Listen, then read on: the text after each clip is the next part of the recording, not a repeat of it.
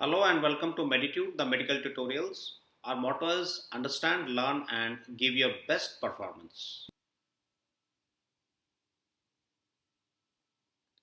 As we discussed in lecture 2 of Meditude, that water molecule has dipoles. It has a dipolar nature, and because of its dipolar nature, it is able to form hydrogen bonds. So, all the water molecules are linked by the hydrogen bonds, and these hydrogen bonds are intermolecular, weak, and exchangeable.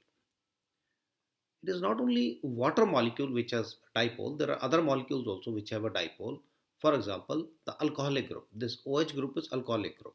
So this O is slightly electronegative and this H is slightly electropositive. So any molecule containing the hydroxyl group or alcoholic group, OH group or alcoholic group, or you can say any alcohol has a dipolar nature. Similar to OH, there is SH group that is also a dipole. So any molecule containing the SH group is dipolar in nature. The OH, the alcoholic group, is called hydroxyl group. The SH group is called sulfhydryl group. The suffix for hydroxyl group is -ol, like we say the word ethanol, methanol, propanol, isopropanol. The suffix for sulfhydryl group is thiol. So any molecule containing the SH group or sulfhydryl group or thiol group is dipolar in nature. The aldehyde group and the keto group, they are also dipolar in nature. So aldehydes and ketones are dipolar in nature. The amino group, that also has dipoles. So any molecule containing the amino group, or you can say amines, any amine or any molecule containing amino group is dipolar in nature. This is a carboxyl group and this is the amino group. So carboxyl group from one side and amino group from the other side. There is a loss of water molecule in between them and they form a strong bond with each other, which is called the amide bond. Suppose instead of the amino group there is ammonia from one side, the same kind of bond is formed, the same amide bond is formed, and now this whole group is called the amide group. This whole group CONH2, this whole group is called the amide group. So this is the amide group, and the amide group also has dipoles, so that is also dipolar in nature. So any molecule containing amide group is dipolar in nature. So the amino group and the amide group, this is amino group NH2 and this is amide group CONH2. So amino group and amide group both are dipolar. That is a very important point to remember. So hydrogen bonds can be formed by any chemical species with dipole, means any molecule with alcoholic group, sulfhydryl group, aldehyde group, keto group, amino group and the amide group. Let us see this molecule. All of us know what is this. This is sodium chloride, the salt, the common salt, the salt in the kitchen. As long as sodium chloride is present as a powder, it is in this form.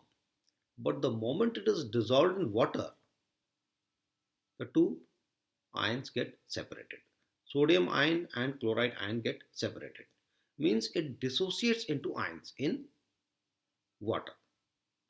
And the sodium and chloride ions, they are present in the water-based medium and they are able to form the hydrogen bonds. Like chloride is fully electronegative. This is fully electronegative and it can form hydrogen bonds with the slightly electropositive hydrogens all around it. Similarly, sodium, which is fully electropositive, can form the hydrogen bonds with the slightly electronegative oxygens all around it.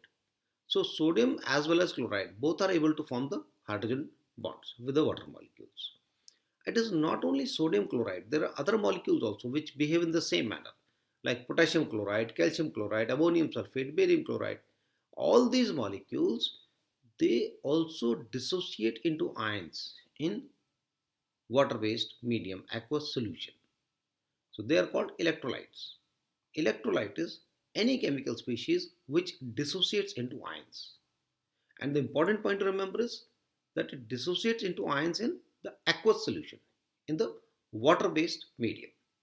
So these are the electrolytes. Any chemical species dissociating into ions in aqueous solution or water based medium. And not just sodium and chloride ion, any ion, barium ion, calcium ion, any ion, any anion, any cation is able to form the hydrogen bonds with the water molecules. So any ion can form the hydrogen bonds. And not just the ions, any chemical species with charge, be it a negative charge, be it a positive charge. Any chemical species with charge can form the hydrogen bonds. Any acidic or basic group, sulfate group, phosphate group, carbonate group. So all the acidic or basic groups which have a charge can form the hydrogen bonds, and all the ions can form the hydrogen bonds. Another important point to remember, every charge, it may be an ion or it may be any charged chemical group, the basic group or acidic group, anywhere there is a charge, it is surrounded by a sphere of water. That is called the water of hydration. I would like to specially mention about the carboxyl group.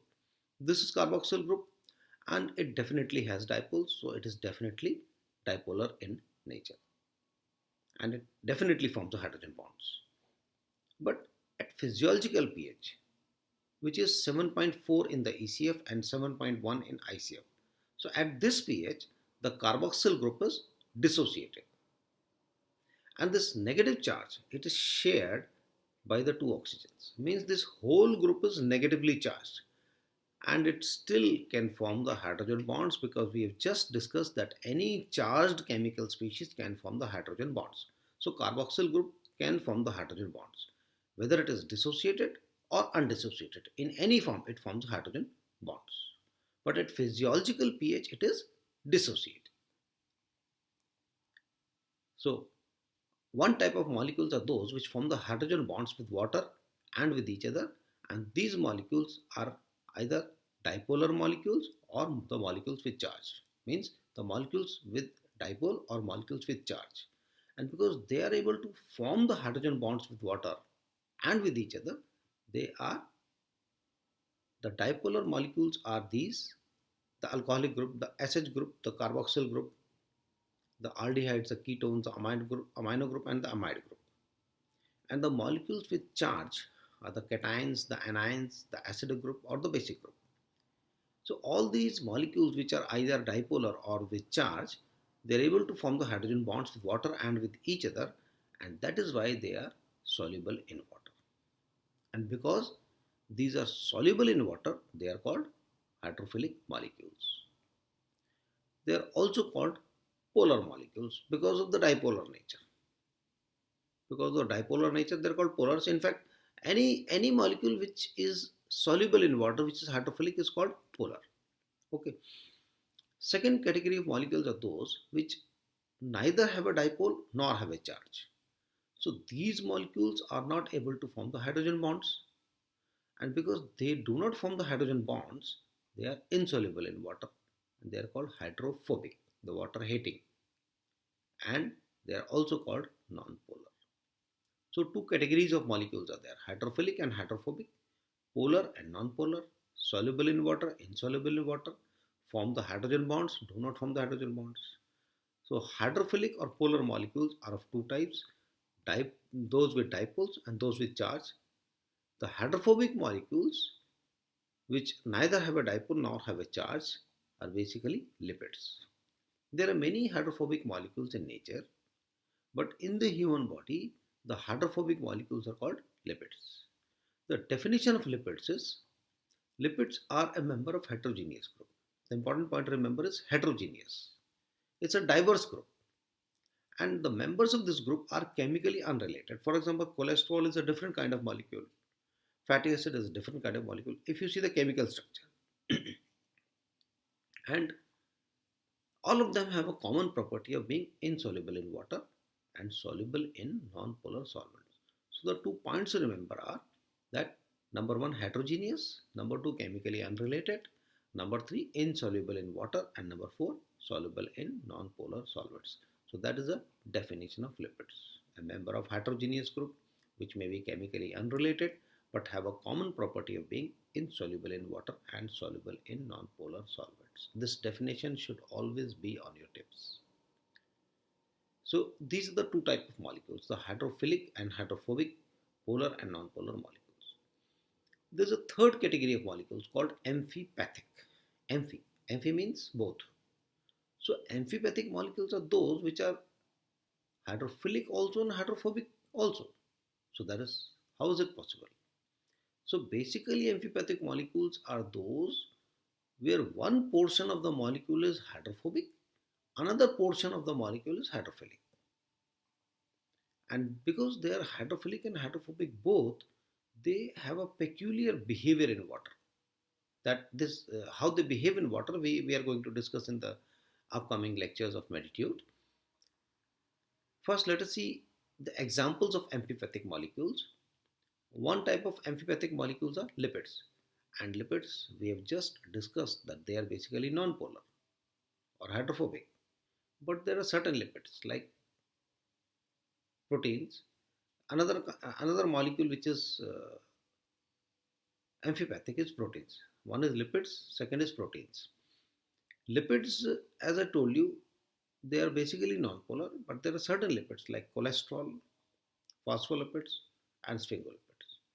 They are amphipathic in nature because they have a polar head and a non-polar tail. So major part of the molecule is non-polar only. Lipid is basically a non-polar molecule, but a small portion of the lipid is polar in nature. So cholesterol, phospholipids, and sphingolipids, they are amphipathic. Proteins, why proteins are amphipathic? Because protein is basically a long chain of amino acids, and some amino acids are polar and some are non-polar. So proteins are amphipathic in nature.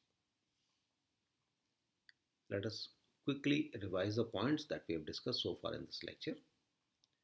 First is, we have to remember the difference between the hydrophobic and hydrophilic molecules and the amphipathic molecules. Hydrophilic molecules soluble in water form hydrogen bonds with water and with each other and also called polar. Hydrophobic molecules insoluble in water do not form hydrogen bonds and also called non-polar. Hydrophilic or polar molecules are of two types, those with dipole, those with charge. And these are the examples of the molecules with dipole and these are the examples of molecules with charge. Non-polar molecules are basically lipids in the human body. Amphipathic molecules are containing the both in the same molecule. There is a hydrophilic portion, there is a hydrophobic portion. So they have a peculiar behavior in water. And amphipathic molecules are lipids and proteins. Not all lipids, cholesterol, phospholipid, and sphingolipid, because they have a polar head and a non-polar tail. Proteins are also another amphipathic molecules.